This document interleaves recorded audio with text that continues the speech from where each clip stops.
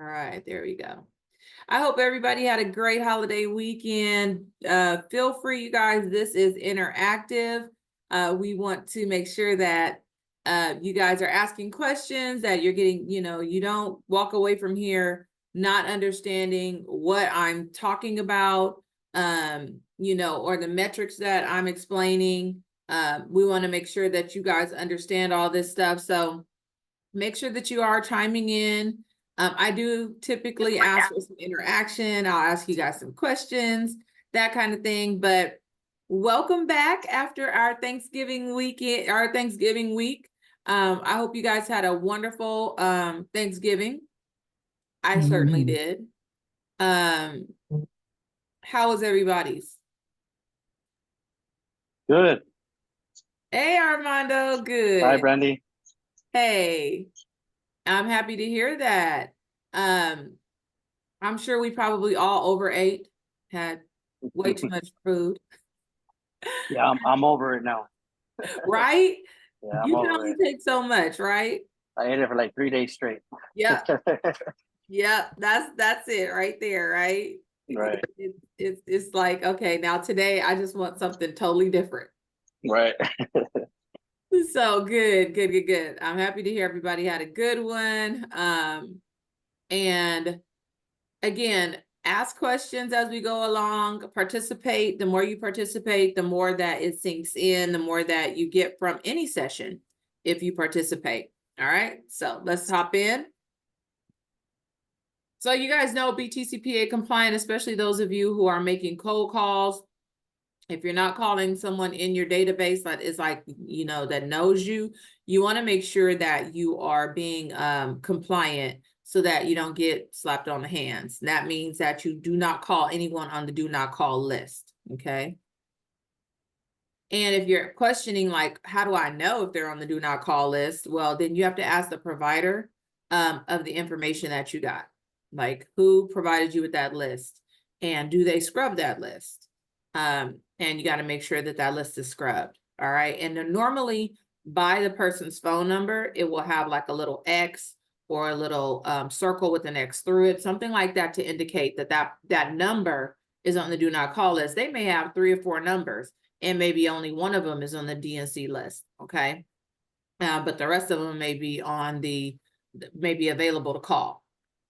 All right, let's hop in, guys. So what we're looking at here is we are looking at the trends for, this is my screen is really big. So hang on, let me do some adjusting here. Because we're looking at the LA County trends.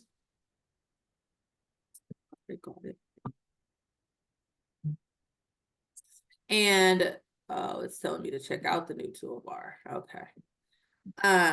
Looking at the LA County trends, where sales trends, and basically what this is showing us, it is showing us those major sales trends that exist in any market, in a real estate market, right? And we're looking at it for the 4 different counties: LA County, Orange, San Bernardino, and Riverside. Okay, so we're looking at how many properties actually are currently for sale, and how is that trend as compared to last year and last month and then last November, right? And actually this is taking us through actually the first day of December, to be honest with you. That's what this is doing. This is taking us to the first day of December. Oscar, did you have a question? All right. So let's look at this. So looking at for sale properties as compared to last month, and actually remember, this is a month over month comparison. So this is actually only comparing the first day of the month. And I'm sorry, you guys, I'm going to be muting you guys as you come on. Okay, thank you for muting yourself, Ivan. So this is just one day comparing December 1st, but over here we're comparing the whole year. We're comparing since January to now, to December 1st, and comparing January 2023 to December 1st, 2023. Okay, so this number is definitely more significant than these others. But just looking at the first day of the month, for sale properties is actually down versus last month, 9.3%, versus last year, first day of December, 59.1% increase. And then overall, it's a 59.1% increase. Okay. That's the reality, is that right now we are almost increased in inventory 60% over last year in LA County, which is great. So for sale properties, right? We have more active inventory on the market to the tune of almost 60% as compared to last year. All right. Sold properties, again, these numbers are just really diluted because of it only comparing one day of the year. So I'm going to go right here to us comparing year over year for the most part. So sold properties has increased 3.1% at this time of the year as compared to last year. So we are definitely in LA County, although we are, although the everybody's saying that sales are down, and they are overall. But in LA County, we have an increase of 3.1%. At this time of the year. So that is a good sign for us. That means we have had more closings, 3% more closings than we did last year. Pendants are up 4.9%. So we have more inventory going into escrow to the tune of 4.9%. Okay, as compared to last year. All Hello? definitely good signs. Any questions on that? Hi, Brandy. Sorry. For some reason, I just see a black screen. I think somebody else made a comment on it too. Oh, okay. Thank you guys. Hang on. Let's thank you guys. Hang on. Thank you. Thank you for coming off that. Let me look at what's going on here. Let's see. Do you guys see my screen now? Yeah, I can see it now. Perfect. All right. All right. Thank Thank you. you so much. I appreciate that, Armando. You're welcome. And for those of you guys who put it in the chat, thank you. All right. So there we go. All right. So as you guys can see, again, 59.1% increase in for sale properties. That's properties that are actually on the market. So we actually have had more properties come on the market, 60% more properties come on the market, you guys, than last year. That is awesome, because we were talking about an inventory shortage. We definitely need more inventory.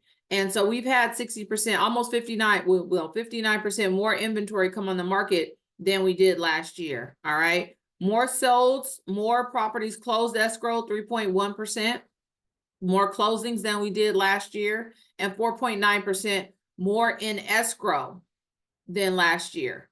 Okay, at this time in the year. And we've got, what, 29 more days to go of the year, right? I can't believe it. This year has flown by. It is bananas. It's flown by. All right. So now let's look at new listings. This is listings that have come on the market that, that have been, I don't even know if a better word to say than a new listing. So this is additional inventory coming on the market, right? So we have had 15.3% more listings come on the market, new inventory come on the market than last year. Okay. That is excellent, considering, again, we are in an inventory starved market right now, right? That's one of our main issues that is affecting us, is the fact that we just don't have the inventory to keep up with the demand. And that causes prices to go up, right? So we are seeing 15.3% more inventory than we did last year, that in LA County. It's excellent. And we actually are seeing that trend through the rest of the counties as well. All right, so average active price has gone down 13.1% as compared to last year. I'm over here. Remember, we're really not going to look at these categories. The only reason why is because it's only comparing one day of the month, right? So it's not a real accurate representation of anything substantial, because it is only comparing one day, and that's December 1st as compared to November 1st. And then December 1st of last year as compared to December 1st of this year. Okay. That's why we're sticking to looking at our overall trends. So We are 13.1% decrease on average active price than we were last year. So in LA County, sellers are asking, right, for 13.1% less than they did last year. However, they are receiving 4.4% more than they did last year.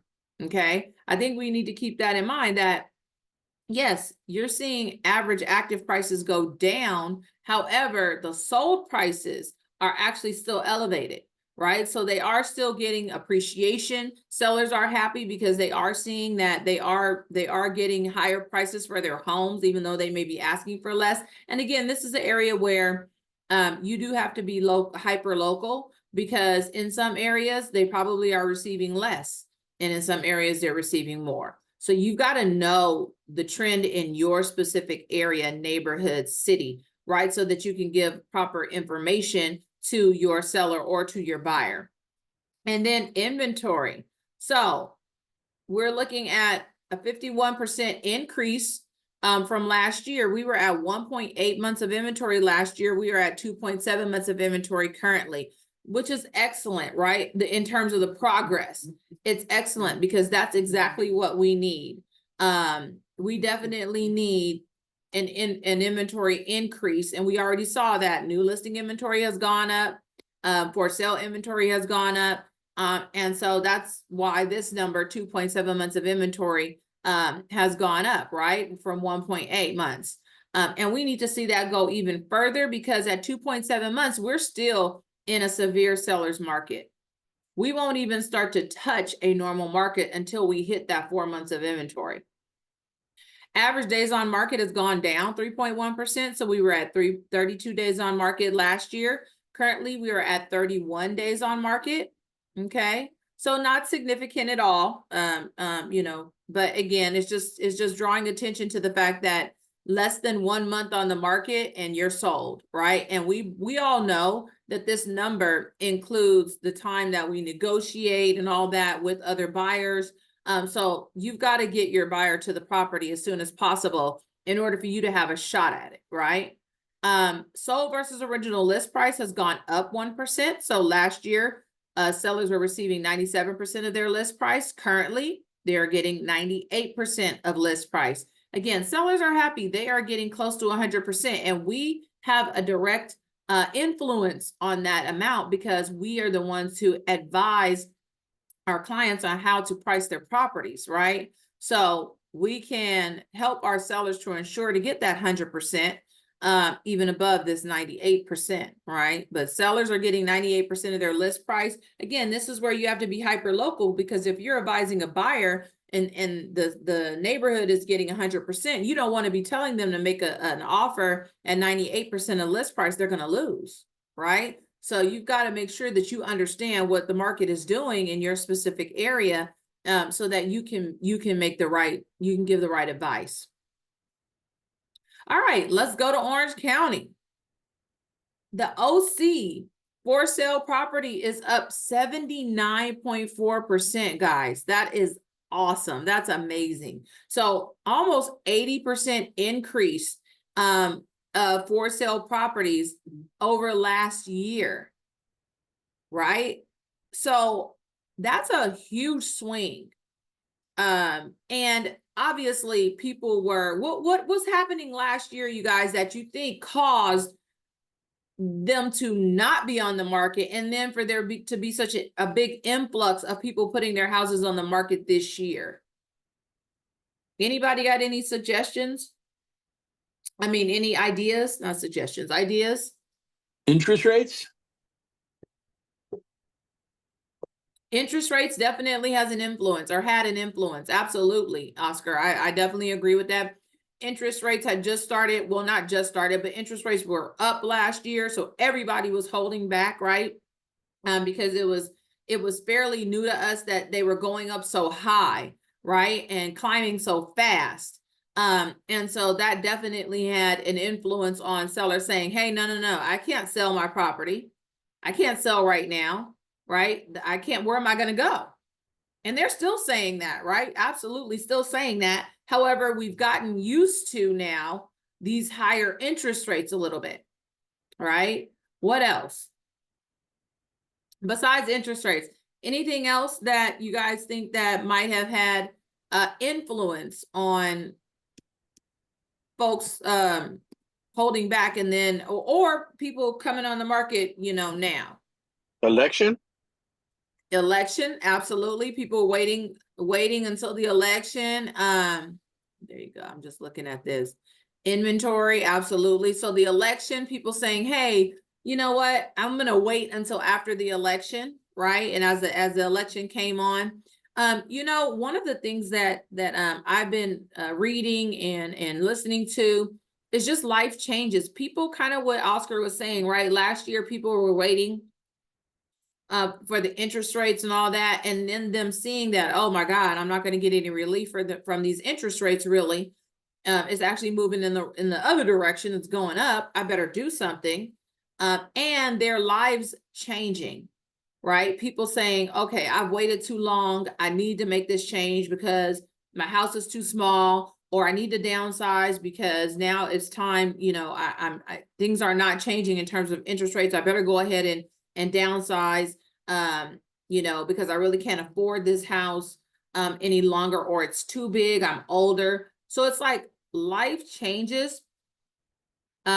became more important and more urgent than what was going on externally, the election, the interest rates, which you're not going to see 3%, and people started listening. And so then they needed to make that change. Right. And it became more important. The pain of waiting became more painful, right, than actually the pain of the interest rates and all that kind of stuff. So then they made the change, right? Because it's always pain versus pleasure, right? People move away from pain and towards pleasure, right? So that had that effect. And it's still having that effect right now. And I'm loving it because we need the inventory. We need more people to make the decision to go ahead and move so that we can then get that inventory and buyers can buy without having the elevated prices, right? They say that when interest rates go up, what's supposed to happen? Prices go down? Exactly. Right? But has that happened? No, not yet. No. Not in California. It has in other parts of the country. It hasn't. And in a lot of parts of the country, it hasn't. Right? In a lot of parts of our country, it hasn't. Now in some it has. Absolutely, Oscar. However, in California, no. Because we have so much pent-up demand that it is still creating a situation where we're having multiple offers on properties, right? So because of the lack of inventory. So we still are not able to see that inverse effect that we normally see on interest rates and house prices because of our market and the lack of inventory. Okay. So, all right, let's keep it pushing.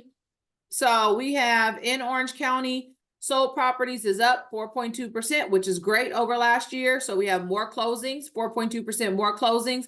We have 5.5% more pendings. So more properties going into escrow. And the reality is that in Orange County, 3 of the 3 major sales trends are moving in the right direction, which is great. And then new listing inventory is up 14.8%, which is great. We need new inventory coming on the market. So that's up 14.8% over last year.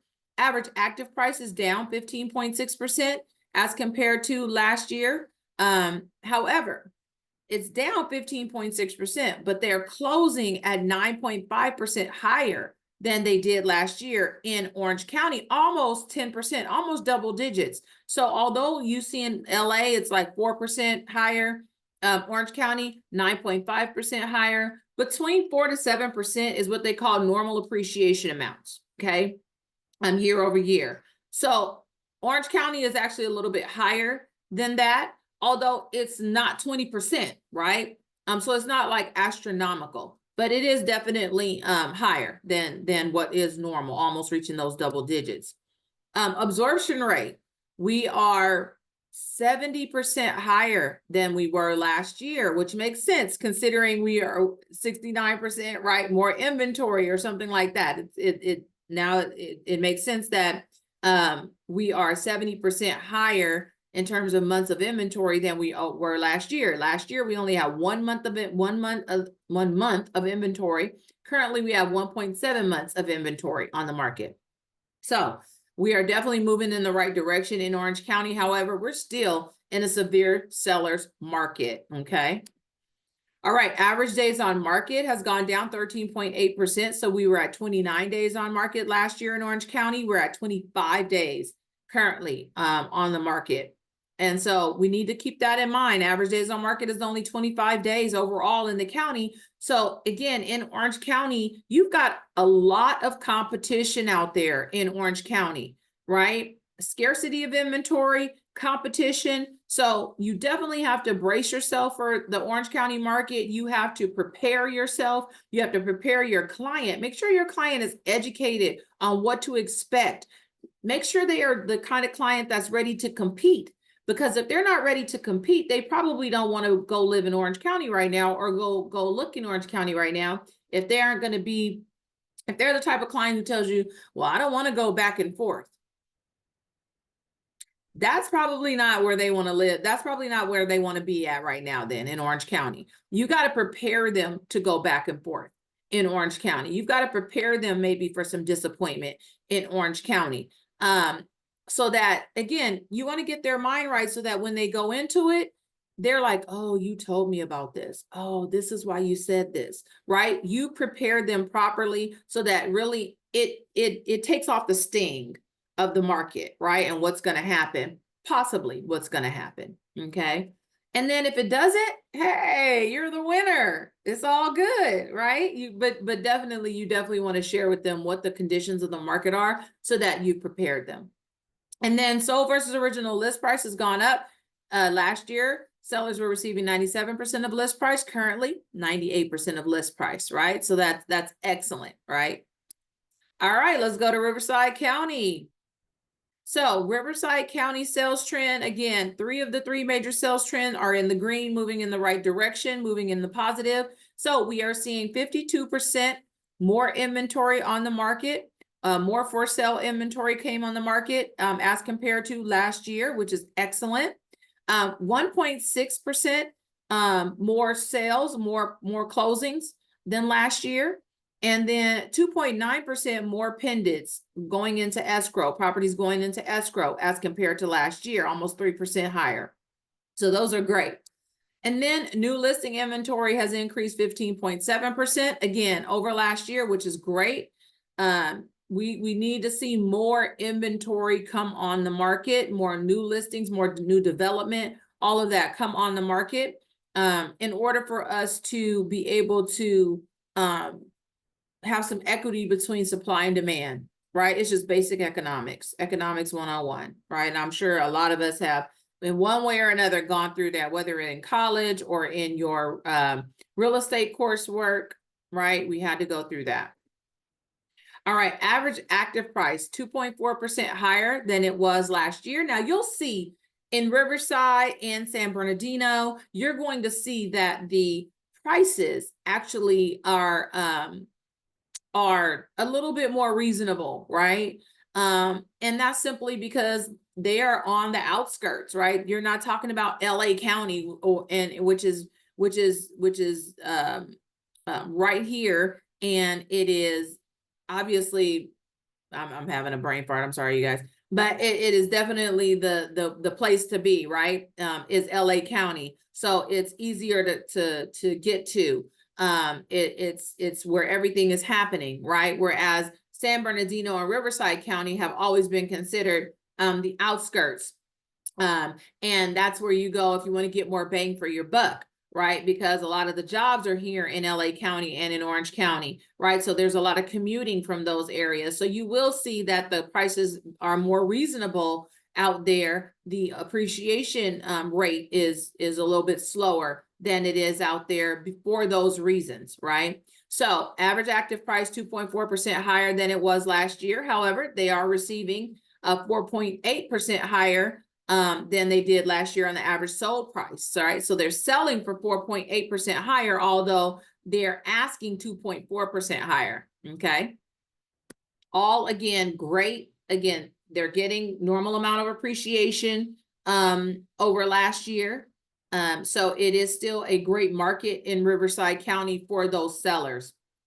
And then 49.2% increase on our months of inventory. Last year, we were at 2.2 months of inventory. Currently, we're at 3.3 months of inventory. Again, we're moving in the right direction, right? We're moving in the right direction. Riverside County is probably, I think San Bernardino County may be closer, but definitely approaching, nipping at the heels of that 4 months of inventory. All right, average days on market has gone down 4.7%.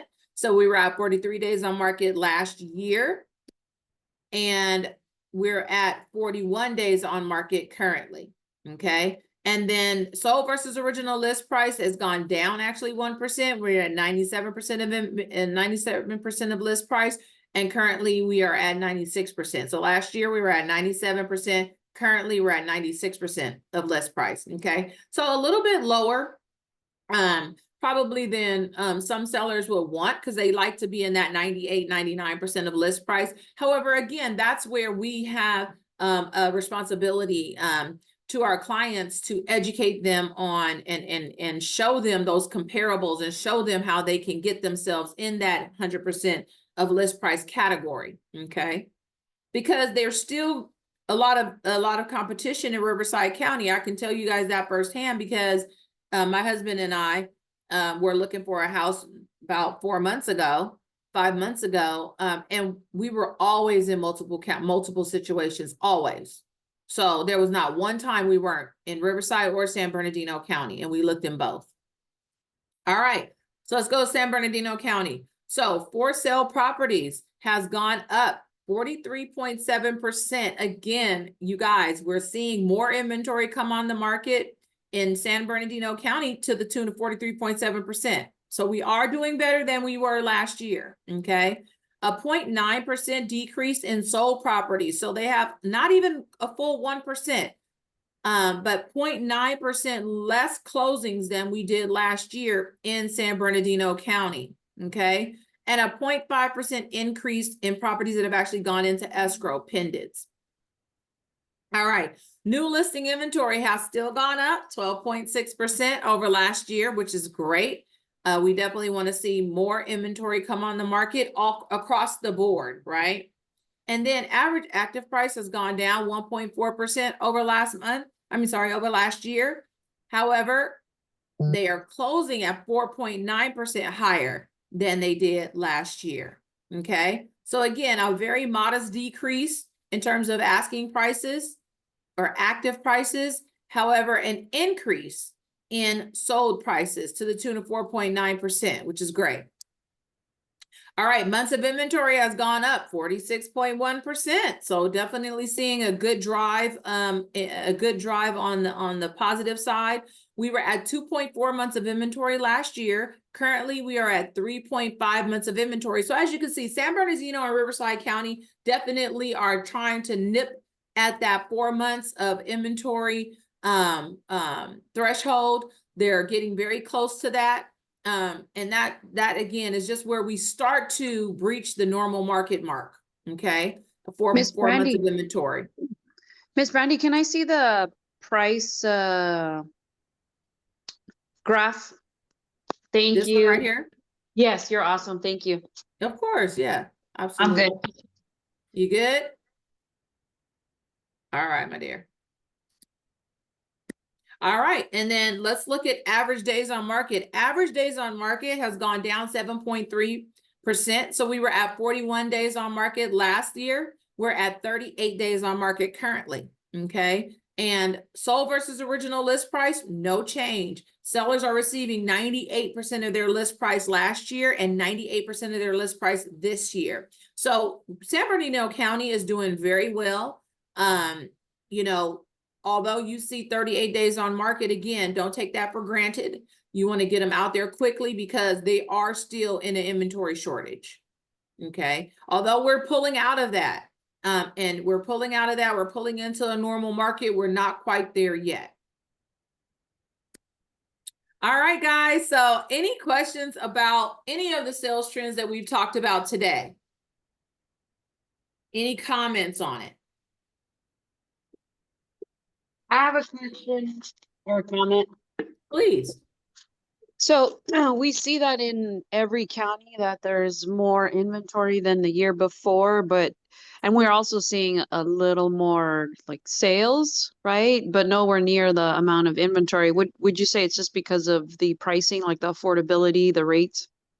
Absolutely, Jen. That's you hit the nail on the head. It's affordability and the rates, right?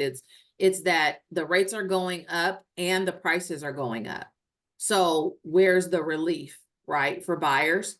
And buyers have been holding out, especially this year because of the election. They've been holding out because they thought, oh, interest rate and all of the talk about the Feds lowering the interest rate and all that, right? So there's a lot of that speculation going on that, oh, interest rates are going to go down. And when the Fed reduced the rate by 50 basis points, everybody thought, oh, that's going to directly correlate into a 0.5% decrease. And it didn't necessarily do that. But we did see some relief even before it actually happened. But it hasn't correlated into this big interest rate decrease. And so, yeah, they are, buyers are like, wow, what do we do? And sellers are still holding back inventory because they're not willing to let go of their 3%, 2% interest rate, home right now, even though they have motivation to move for various reasons, for other reasons, right? So yeah, the affordability issue and then the interest rates are why we're seeing inventory go up, but the sales still stay down.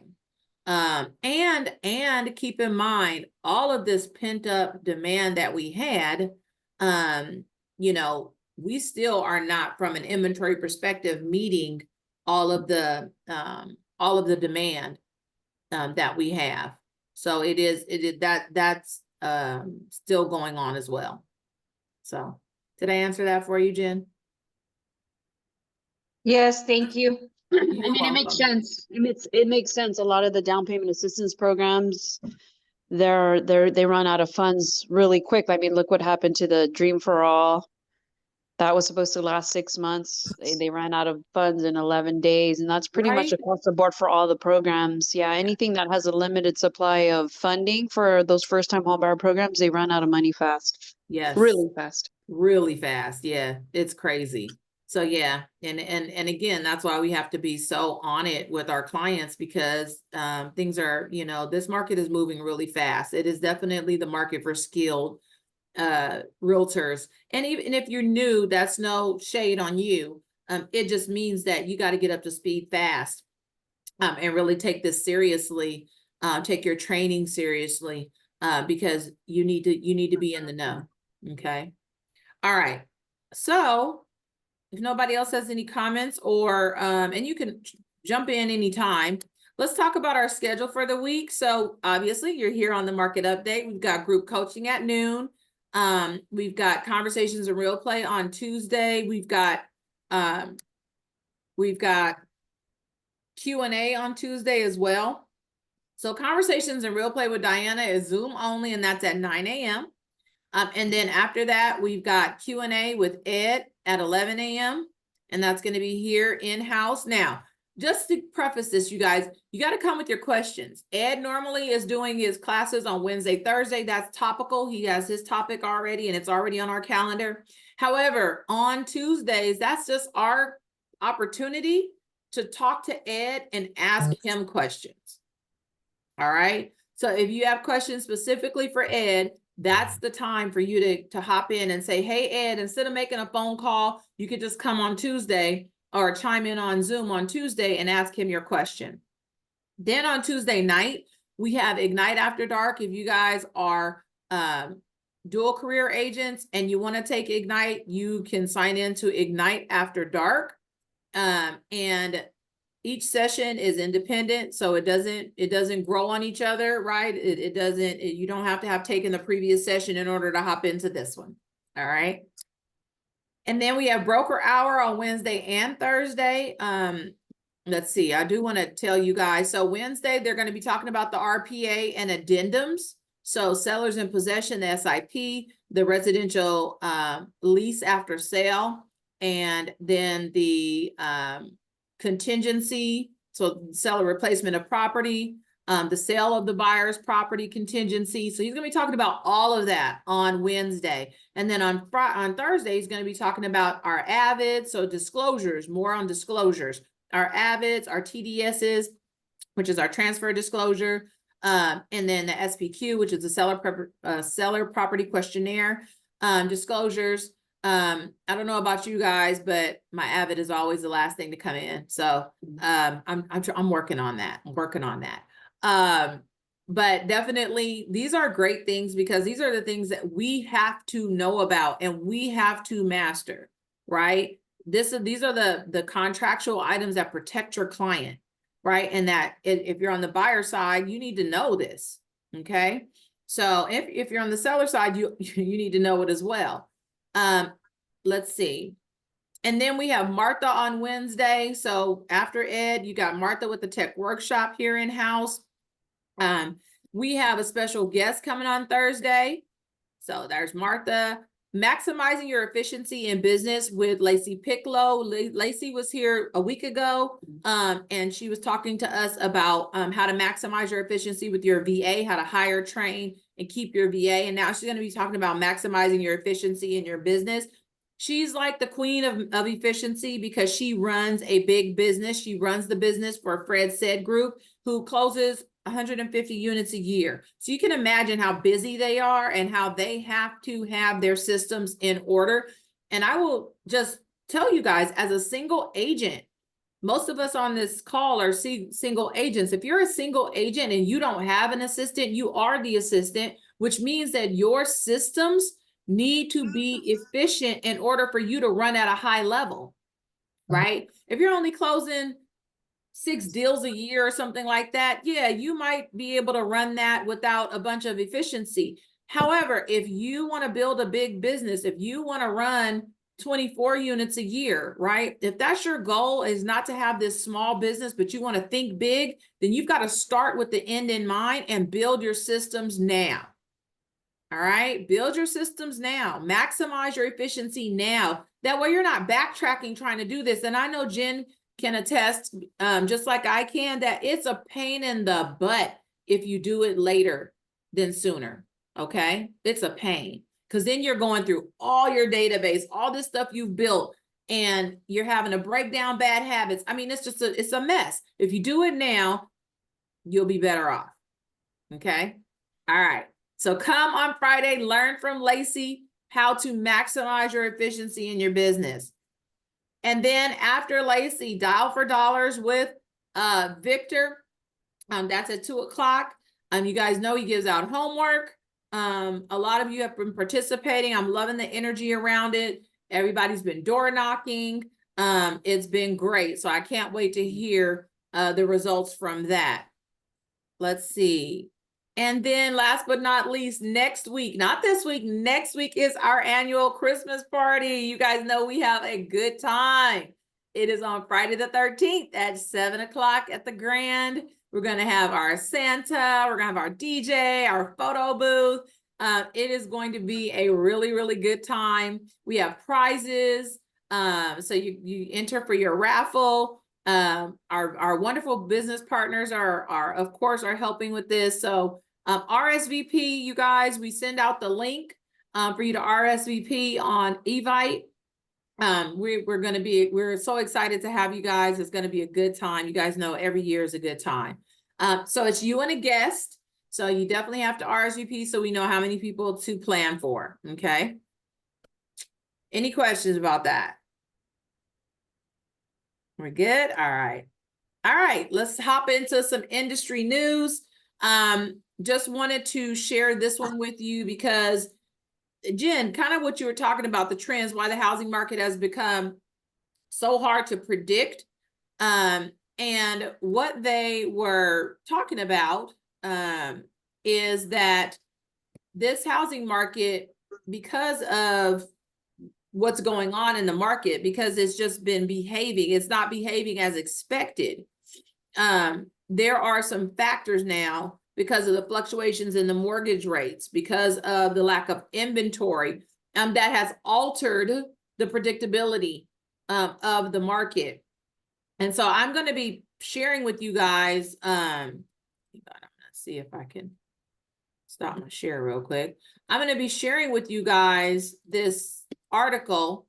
We're trying to get it now. Sharing with you guys the article about the about what are those factors.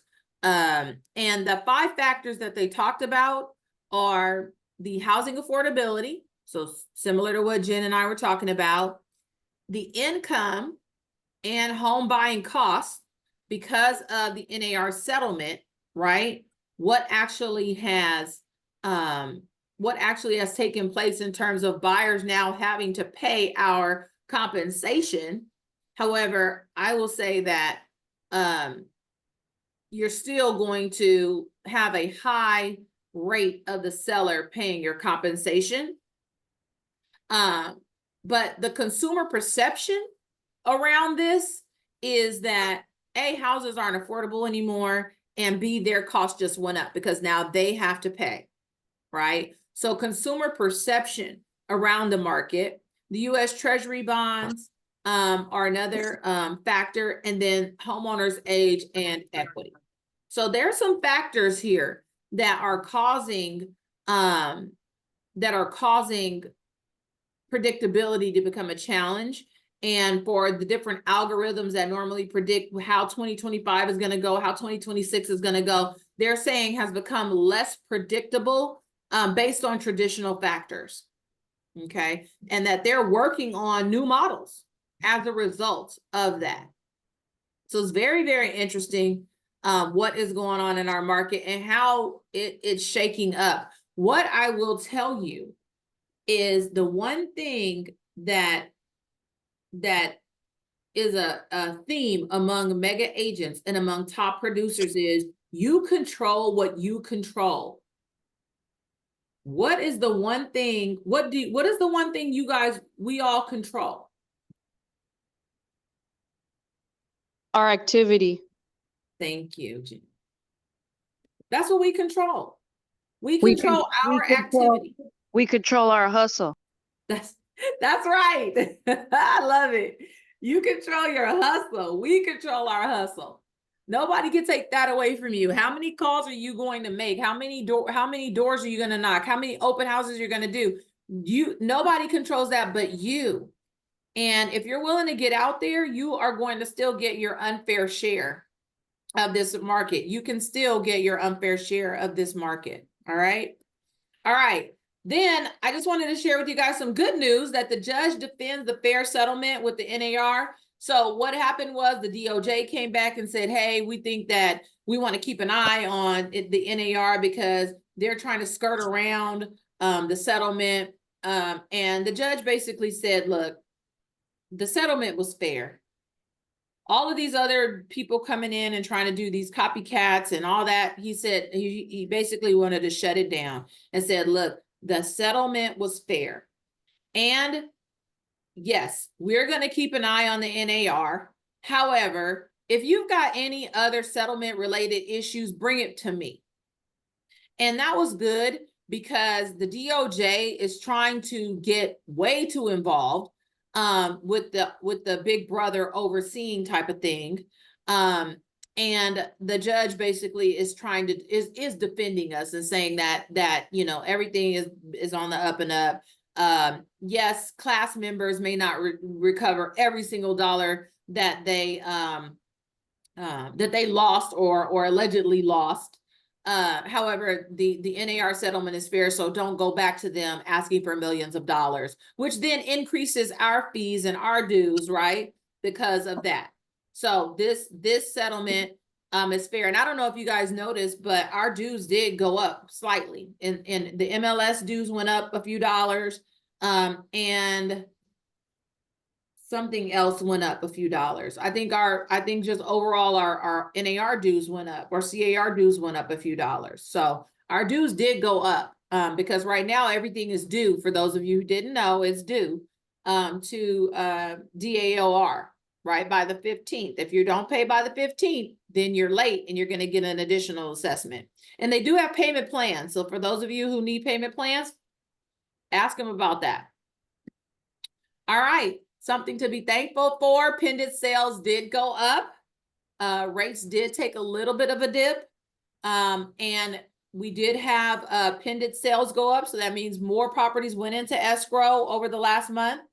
However, we are watching inflation, and inflation is rising. Okay.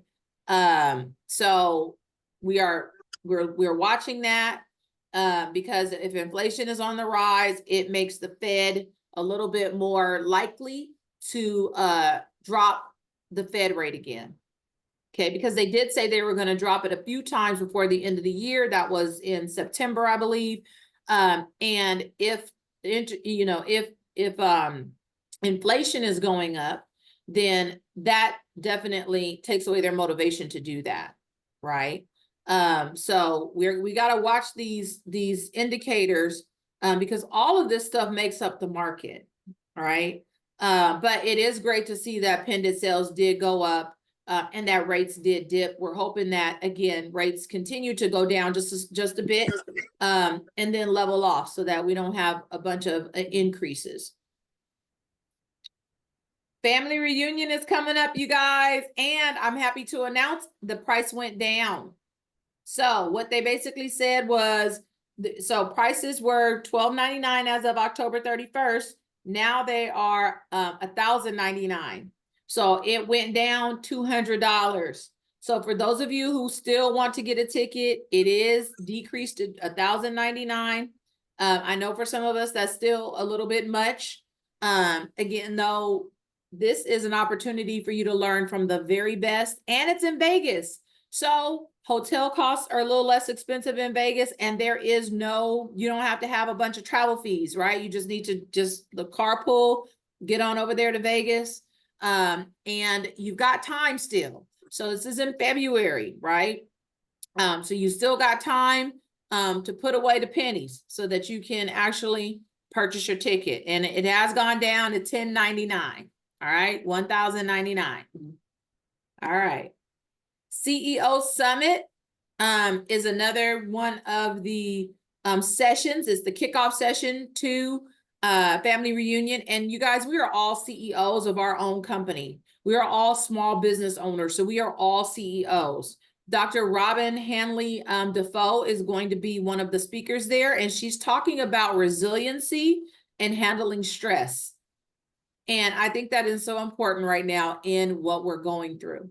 We right now have more stress on us, and the need to be resilient in this market. And so this is a session that she's going to be one of the keynotes in. And so again, if you can make it, this is going to be a great session. She's written a couple of books, Calm Within the Storm, and then How to Handle Stress in the Best Way. Right? So we have a stressful job. Let's not get it twisted. People think this is so easy, right? I don't know about you guys, but it's hilarious to me when I see, all I see on TV is when you watch a movie, one of the characters is a realtor, and they always show up with their little cup of coffee in their hands and driving the Bentley or driving the Mercedes or whatever, looking all well put together, and everything is fine. And I'm just like, that is hilarious that our profession is this glamorized profession. Behind the scenes, we run around with our hair on fire, right? So at any rate, it is what it is. But we know that it is stressful because we are handling our clients' highest value possession, right? Their highest value asset is in our hands. And the negotiations are in our hands. So it's very important. So at any rate, I just wanted to drop that with you guys, let you guys know about some big things on tap. Any questions? We good? Great job, Brandy. Thank you. Thank you, Jen. Thank you, guys. Have a wonderful, wonderful week. I hope to see you guys in the market center at some of our trainings and making your calls. Let's get productive. Let's go. It's the end of the year. It's time to put the pedal to the metal, call all our folks and say hello and happy holidays and all that good stuff and tap in. All right. Bye-bye. Thank you. Thank you so much. Thank you, Brandy. You're Bye-bye. Thank you. welcome. Thank you.